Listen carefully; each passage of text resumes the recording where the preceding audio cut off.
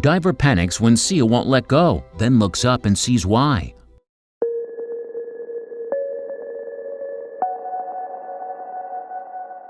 Gray Grayson had grown up obsessed with the deep blue sea. As a child, he would torment his parents by sticking on the same ocean life documentary over and over again. "I'm going to be a marine biologist," Gary would say. While that didn't pan out for the adult Gary, he had the next best thing. Diving was a rewarding and enriching hobby for him, and he had a special trip coming up.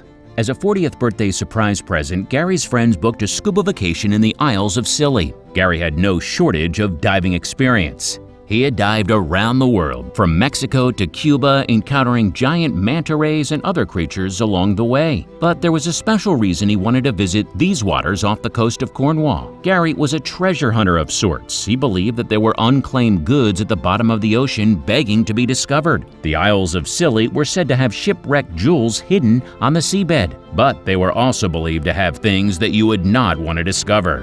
Gary had heard tales but didn't know how true they were. The tales spoke of creatures, the unpleasant, almost mythical kind. You don't need David Attenborough to know that the creatures at the bottom of the sea look scary. Being derived of light will do weird things to an organism.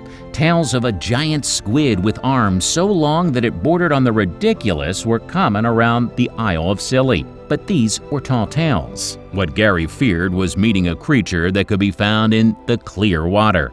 A more pressing concern for Gary than mythical creatures was the very real and very big fish that have migrated due to the effects of global warming. New research shows different shark breeds could head to waters around England to combat rising ocean temperatures.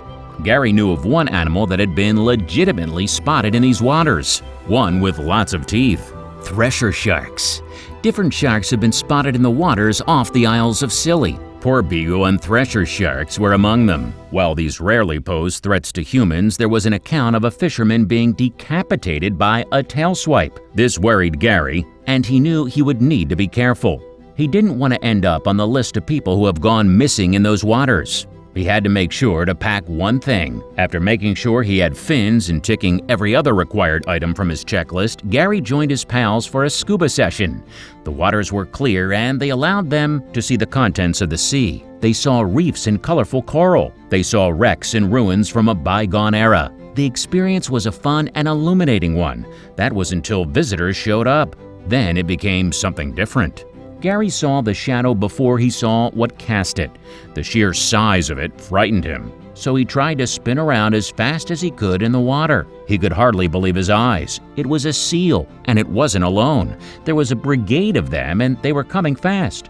Gary was frozen to the spot. He had been warned about the wild animals of the ocean being unpredictable. Now he understood. These seals had come from nowhere. Now they were surrounded, and although the seals had sweet faces and calm expressions, Gary knew that their mood would change in a heartbeat. We're in their territory now, Gary thought, but then his panic melted away. The seals wanted to show him something. Seals can be very heavy creatures, weighing up to 450 pounds. However, Gary noticed that these seals were smaller than usual. The reason? They were pups, and a blind man could tell from their behavior that they were pups. They wanted to show Gary that they were playful. Although Gary was thrilled on the inside, he didn't want to show it on the outside. He wondered how far the mother could be if the pups were here. Then he got his answer. "Where's Mama?" Gary waited for the mother to show up, but she never came. All the while, the pups were rubbing themselves against him and touching him with their flippers. Gary was petting them gently and even holding hands with some of them. It felt impossible to turn away their sweet faces. He hoped he wouldn't regret letting his guard down. And then, when he was least expecting it, he felt the jaws of a pup close around his hand.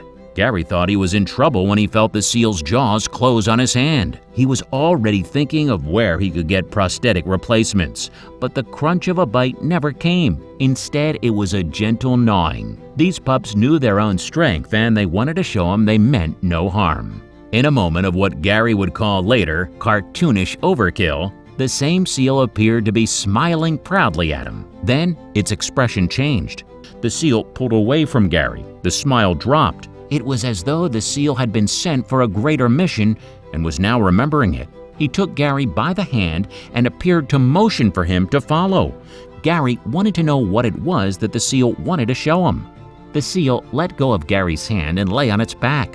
Wow, he thought to himself, these guys really are the dogs of the sea. He knew what the seal wanted before they parted. No further communication was required. Gary obligingly rubbed the seal's belly and threw in a few chin scratches for good measure. It was the least he could do for such a good boy.